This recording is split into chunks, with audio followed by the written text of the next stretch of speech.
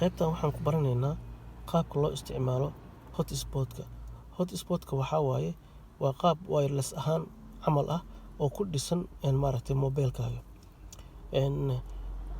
Qofka on ayuu ka dhigayaa internet hadduu haysto kale, qofka on ayuu ka dhigayaa, qof kale ayaa ku soo xirmaya, 2 qof 3 qof way ku soo xirmayaan, qaab wireless ahaan camal ay ugu soo xirmayaan.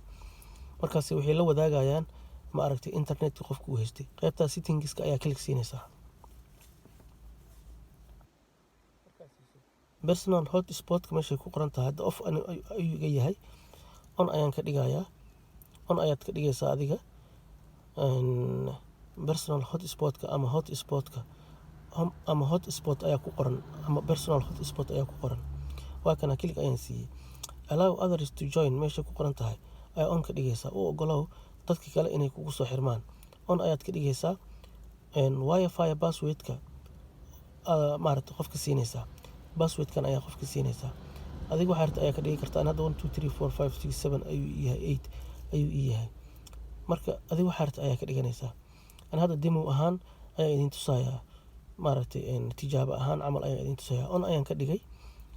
Marka qofka wuu furayaa passwordka waa kana qofka markuu furo wirelesskiisa ayuu furayaa, wuxuu arkayaa mobilkaaga soo baxay. Klik ayuu siinayaa, passwordka aasisa ayuu gelinayaa, kadib saas ayuu kugu soo xirmayaa. Passwordka adiga waxaa rabta ayaa ka dhigi kartaa. Hadda maaragtay 1 2 3 4 5 6 7 8 ayuu ahaa. Marka qaabkaas ayaa loo sameeyaa. Maaragtay intaas ayaan cashirkeyga kusoo koobayaa.